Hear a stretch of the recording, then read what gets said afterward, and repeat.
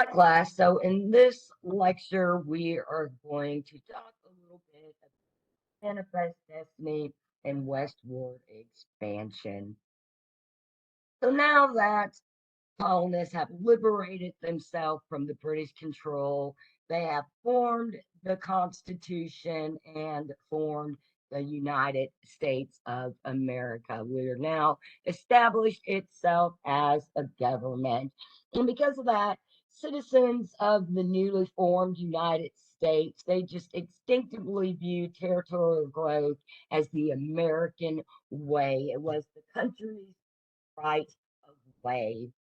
And Indians, Mexicans living in the western part of the United States. So we're talking about the other side of the Mississippi River, because the Mississippi River divides the U.S. in half. And so at this time, Americans were looking to expand beyond the Mississippi. And Indians and Mexicans be damned is pretty much the idea there. And so one of the issues, or the most prevalent issue at the time, was the issue of slavery. Now we have to remember that slavery, if not for slavery, colonialism more than likely would not have gained the foothold that it did here in the Americas, in both, North America and South America, and will include the Caribbean islands too. Right. And so slavery was a big reason for the economic gains in this part of the world. And so because of that, it was also a very pressing and burdening issue, because even though slavery was something that had been instituted for a long time, not everybody agreed with it. And when it came to the newly formed American nation, just like we learned with the in the forming of the colonies last week, you know, slavery was viewed different in the northern colonies, and even down in parts of South America and the Caribbeans, slaves were able to get their freedom. It was in the southern colonies of the United States, there, what we call the southeastern part, below the Mason-Dixon line, is where, slavery was not going to go away. The people there, that was their system. They treated slaves worse probably than they treated their cows and their dogs, sadly to say. So this issue of wanting to get more land, slavery was really tied to that, because that was the issue in forming more states. It was like, okay, so are we going to continue to allow slavery, or is this something that we're going to stop? All right. And so we see how this tension is beginning, is kind of the start, those beginning flickers of the Civil War here. So all right, so with as old as the first 17th century settlers, Americans' impulse and expansionistic impulse to move west proved as much a northern as a southern phenomenon. So once again, both parts of this side of the Mississippi wanted to expand west, but like we said, they had different reasons for that. And once you get, just like when they moved to the Northeast and the South, they were already Native Americans that were living in these areas. As they're starting to push west, they're encountering more of what they called Indian territory. And then at this time, much of the Southwest, the Southwest, not much of it, all of it was part of Mexico. So there are a lot of Spanish descendants that are populating New Mexico and California. And during this time, the Mexican government and the newly formed American government, which is kind of newly formed Mexican government too, because they had gained, they were breaking their control by the Spanish and kind of setting up their own nation state there. So they already had these economic ties with the United States. And then even beyond that, when before Latin American gained its independence, the colonists here, the British colonists, French colonists, Dutch colonists, everybody over here, and what those original colonies, the Spanish were already over in the western part of the United States. And so, there was already an economic system of trade going on there. All right. And so as people are expanding west, of course, there's that great tagline that got people west, go west, young man, was that was like the propaganda of the day. Go west. There are all these, these great resources, new opportunities for fur trading, land was cheap, and there was going to be better economic opportunities for people. So, the allure of going and, once get conquering this new land was very, we say very exciting for individuals. All right, so what we see in this map is just a map of the United States at that time. So of course we see the what we're used to. We see all the states actually outlined there. We just got to remember that they're not, those states had not been formed at this point in time. And so we see the number of free states, the number of slave states, and we see Indian territory where slavery existed right there in Oklahoma. So once again, we see, Oklahoma, Arkansas, Louisiana is all right there bordering Texas. So we see why the Southern colonists wanted to expand into that area too. But, once again, that was Mexican territory. So ironically, Mexico was allowing these U.S. immigrants to come into Texas, and it got to a point to where they limited the number of Americans that could come into Texas. So ironically, how we kind of flipped the tables there, and see immigration issues with our southern and southern nations down there. So I just find that a little ironic. So, it started out and Mexicans say, no, you can't come into our country. And now we're like, no, you can't come into our country. So anyway. All right. So New Mexico, California were particularly attractive to these new group of colonists that we now call the Western settlers. And when it came to what we call New Spain, so once again, like I said, the Spanish were already over in the western part of the United States continent. And so what we see with the way Spain went about building up colonies, the search for gold and evangelizing the native people was a big part of how the Spanish colonized. A lot of the time, I mean, there were some brutal things that they were doing to the indigenous people, but then in many ways, they modeled the Incas and the Aztecs, and how they had their societies form. And so they tried to model them so that it made it a little bit easier for the people that were now under Spanish control. But, like I said, it really wasn't easier, because if you didn't, you were it was, join or die, join or be murdered, or, convert Christian to Catholicism, or be murdered.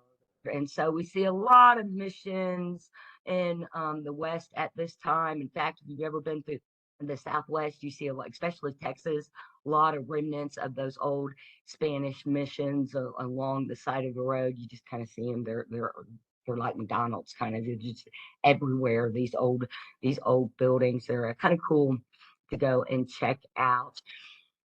And then at this time, we see we're starting to see the need for railroads, because, travel, they didn't have a road system. This is pretty much just like going out in the woods and forging your own trail, literally. Now, of course, there are already trails that like animals naturally make trails. When I go in the goat pen, I just follow them.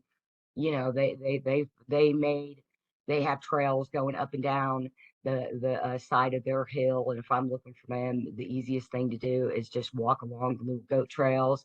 If you see deer trails, you walk the deer trails.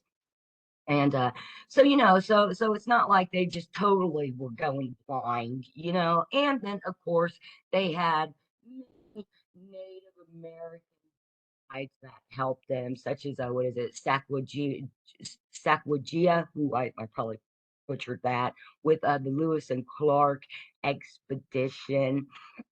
So one of the so in saying that, the first people, of course, they're going out, they're finding these trails, they're making the maps of the areas, and then we see major routes of travel being established, like the Santa Fe Trail. And this is, we see all those manufactured goods. This was like, the spot that was a good trading place. And it was like, the path everybody would go to trade their goods.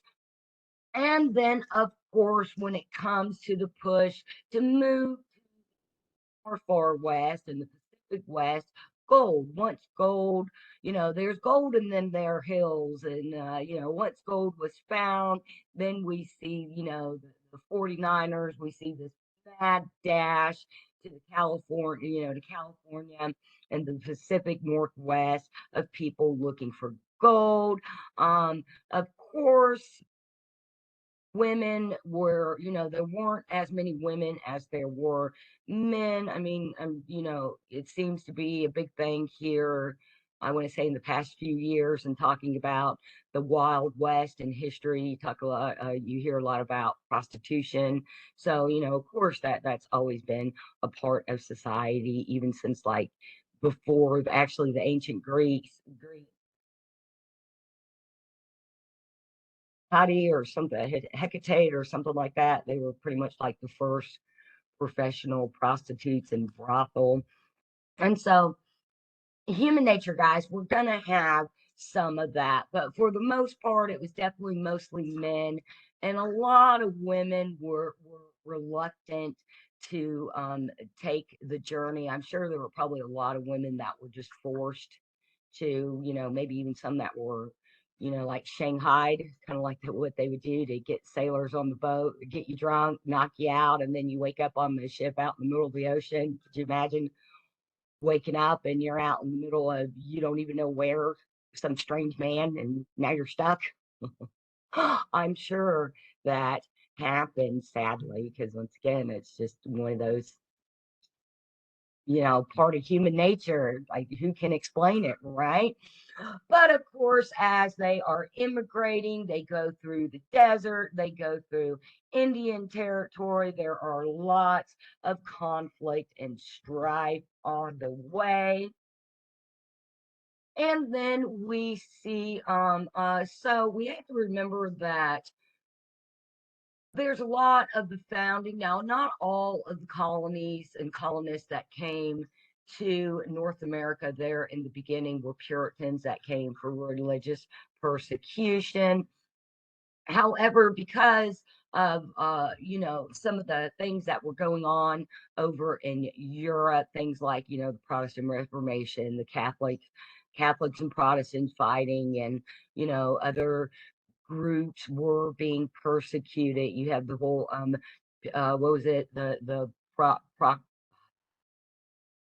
I'm so sorry, Puritan rates. I think it was close to that.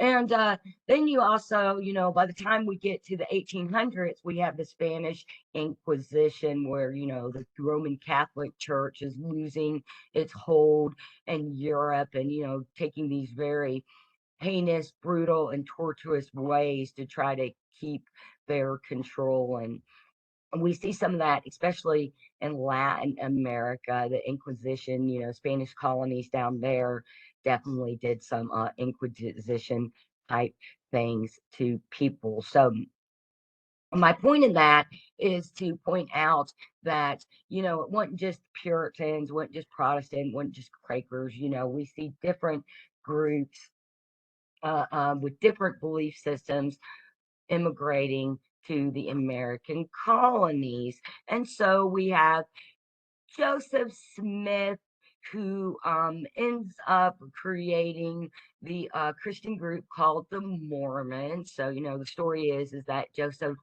Joseph Smith they were over living in New England. I guess they were maybe he was Quaker, I think at first, but anyway, long story short, for this walk in the woods, meets this angel, tells him, where the real book of the Bible is, and supposedly he finds this real book of the Bible, and then the angel keeps coming to him and helps him write the rest of this new book of the Bible, which is actually called the Mormons Bible.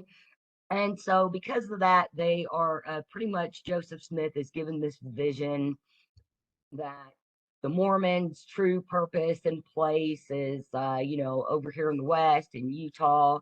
There are actually stories that, this whole Mormon group, they're descended of like the 12, 13 lost tribes of Israel, which are something about Jesus's disciples. And they actually were one of the first groups to come to America, and they were in Utah. And so, the angel then told Joseph Smith he needed to lead all the Mormon followers to where they are in Utah, mostly there in Salt Lake. And interestingly, there is system that the Mormons have out there that is a genealogy. It's like genealogy of almost every person that has ever lived, and it's like written on the walls in this cave system. And not anything I've ever seen in person, but I've always found that to be interesting, and that would definitely be something I would like to see. I've been all and camped out there. Really pretty. The desert's really pretty. I like my trees in the southeast of the best. But I didn't have a chance to visit very many there. And so the Mormons, long story short, they get over there to the Great Salt Lake Basin, Salt Lake City, Utah, and then we start getting into the Mexican American War. And so some of that territory gets ceded to the Americans. And then this is when they get to the Great Basin, and this is where the Mormons declare New Zion, or just, Zion, which is supposed to be like, Zion is like the perfect place on earth that God's chosen people live at. All right, so with all these now new Americans immigrating to the western part of the United States and moving into Indian territory and into Mexican territory, we start to see conflict. Like you said, at first, Mexicans, they wanted the U.S. settlement in Texas. It was kind of good it was a good business for it was a deal for them.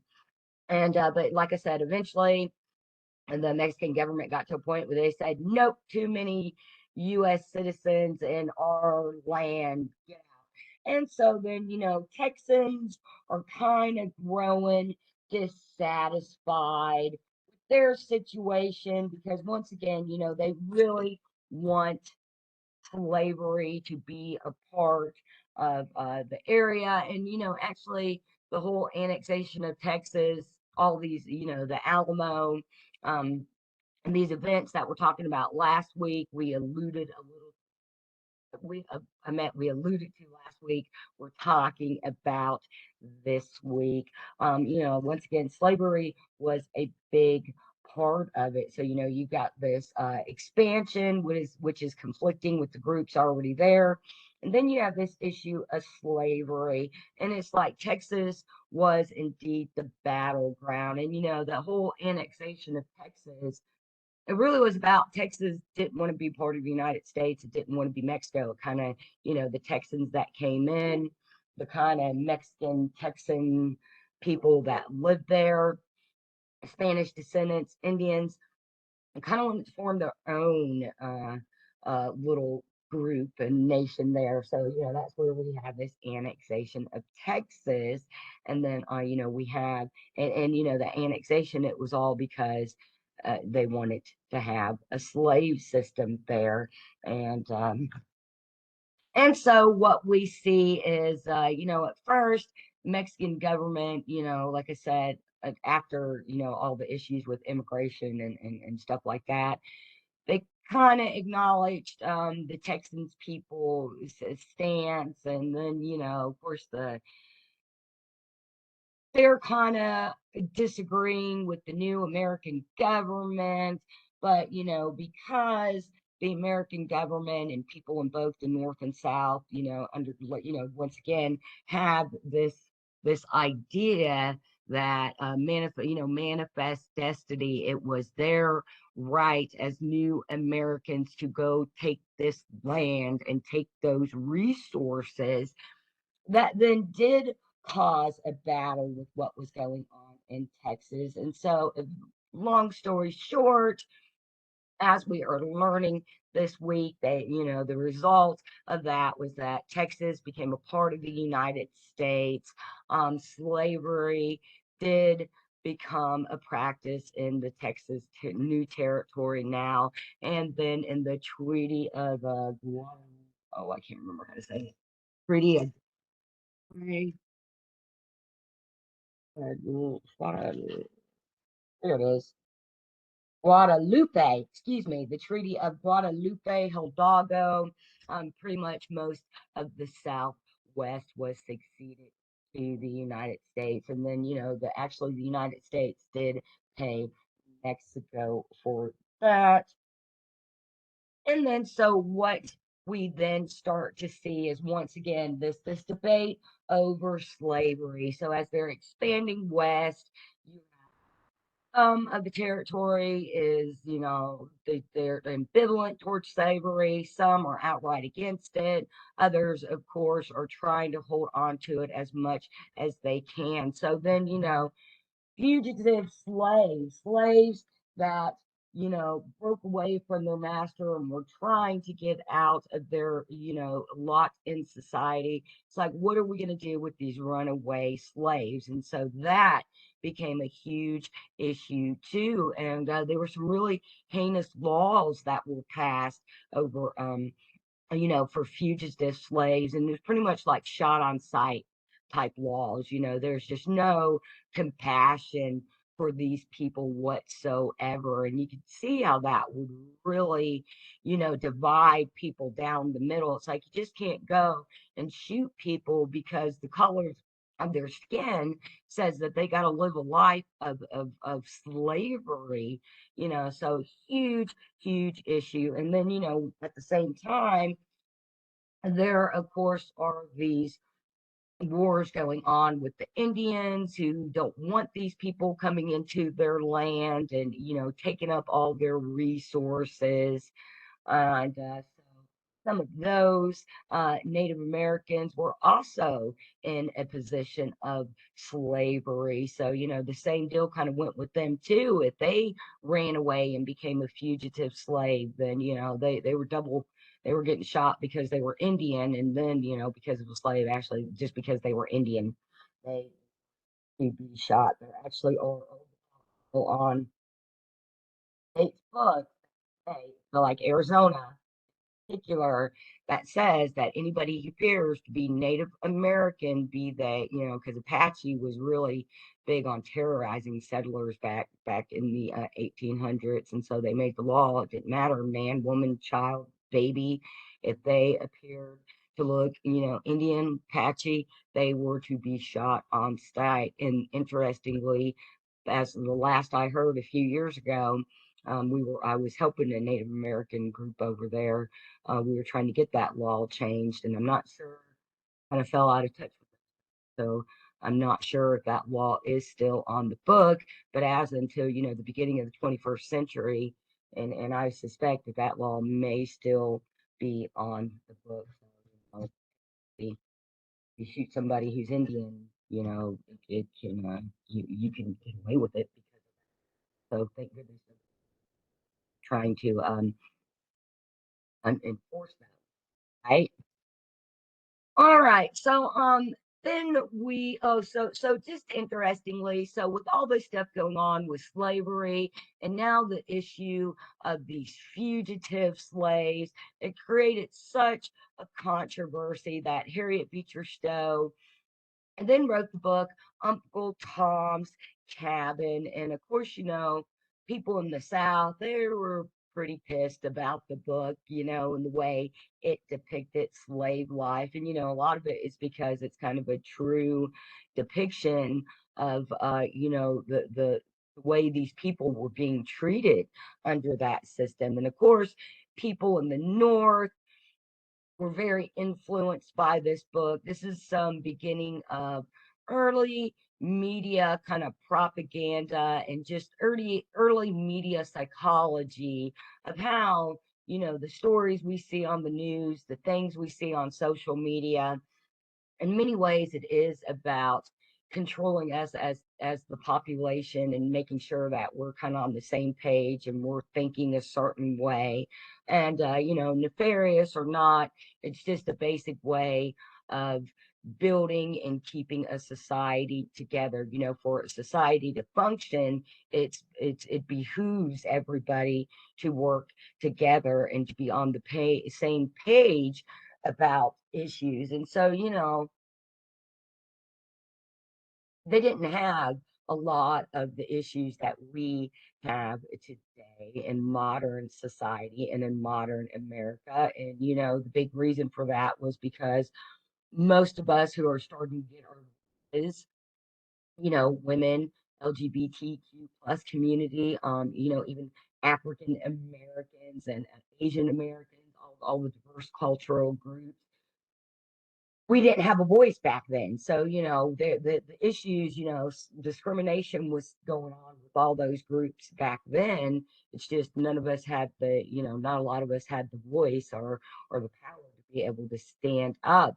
So when Stowe wrote Uncle Tom's Cabin, came this kind of like media sensation. You could think of it as like viral hits. Her book became this viral hit because as far as people in the South, I mean, people in the North knew, that book was an accurate depiction on the slave system in the South. And like I said, in many ways it was. So the whole point of this is that, that really changed the way that this now new generation coming up sounds just like millennials. See, guys, every generation we go through these changes and these challenges about what the generation before did. I'm sure even back in prehistoric times, somebody didn't like the way somebody used to make that point. So the kid comes up and says, "No, I got the better idea of how we make these arrowheads with the rocks, or we need to use this." It's just part of human nature. But to wrap this up, once her book came out and people got this new, this new generation now got this new view on slavery, because by that point in the North we were starting to industrialize. And so the slaves, because it did exist in the North, but it wasn't as prevalent as in the South. So there were a lot of people in the North that were ignorant to it and just didn't know anything about it. So this is all they had. They just had this book. And so that really started to really bring out the abolitionist movement and people in the North wanting to go to the South and see for themselves and wanting to advocate for the slaves and wanting to help the slaves. So so that you can see how all of that was creating a lot of tension in the country and truly dividing it right down the middle, because you have these, that's what the Southerners, who are all these Northerners coming down and interfering in our business and trying to tell us what to do and how to live our life, how dare they? And then it's like, how dare they tell us that we can't go and expand west and our manifest destiny is to have slaves do it all for us. So like I said, we can see how tension was just building and building and building, and how this is was going to lead to a civil war, and we see it played out in the presidential campaigns at this time. We see it in, America is starting to become imperialistic, and getting more interested in what's going on in Latin America and the Caribbean. So as we're expanding west, we also think part of our manifest destiny is to control every island and part of the continent that is America. Okay, like I just said, that we were interested in the southern part of the continent too. And so we see now, Latin America, the Caribbeans, they actually were able to have a lot of successful slave rebellions, and they got their independence before the slaves in North America did. And, a lot of that was just because of the different groups, and just like we learned with the colonists, we have these different European groups coming together, these different Native American groups, especially in the southern colonies. Then we have, these people from the African cultures, and they're all mixing together. And so when we get to Latin America, we see more inter racial relations going on, more intermarriages going on. So that means, like, one of the people, Spanish explorers, marries a black slave, and then they have a child. Well, that child, mulatto is what they called him,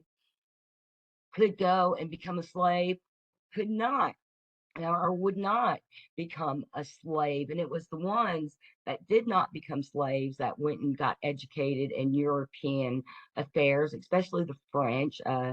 Simon, oh, I can't remember how you, Simon Levasseur was one of the main ones that he was he went and got educated over in France, learned about the French Revolution, the American Revolution, and so he brought those ideas back to Latin America, back to the Caribbean islands, and just started off slave revolt so that all of those islands were able to successfully overthrow the slave system. And so, once it goes back to that idea that they were so multicultural and intermingled that they had solidarity there. And then, actually by this time in Latin America, we're really starting to see this idea of militarization. They military, you got to have a strong military to protect yourself and your interests. All right, guys. So that wraps up our lecture of talking about manifest destiny there, looking at the events and the ideas that were shaping the new America, and America just trying to figure out, informing itself, just, pushing the limits, trying to figure out she was supposed to go. And we see issues with slavery, being the biggest thing coming up. Issue, of course, issues with expanding into Mexican/Spanish territory, expanding into the Indian territories. And then, that is what is going to create the tension. And we see that begins the Civil War. So we see that, typical growing pains of any nation when you're trying to establish yourself as something new and something that's novel and going to be like a model for the rest of the world. You're going to have heartaches before you get it together. And I would argue that even now in the 21st century, I do not think that any of us, as cultures, as governmental organizations, whatever, we're all still really young. We're still very young, and And we've had so much happen in the past in our histories individually and collectively that I feel like, we're still young because we're still trying to recover from the way that, especially here in the United States, just on the American continent. Let's focus in on us, and because of our history and all the different cultures coming together and all the conflict, we still see some remnants of that with racism and discrimination. And then, you got to go and throw in political things like the world wars and the Cold War. And in many ways, we are still growing as a nation from the Cold War, because each of these historical points in time that you hear about, that we talk about in class, they're monumental points because they indicate a big way that society and culture has changed. And I think what we learn from that, from an historical perspective, is that there's no stagnation there. Like, there's no way to come up with one perfect culture, one perfect government, that's it. It's set in stone, it's done. Life is a learning and growing journey for all of us. Life constantly changes. And so, therefore, as society and people, we will continue to change too. All right, guys, wraps up our lecture for this week. Please reach out to me for anything. I'm here to help in any way that I can, you guys, in the discussions.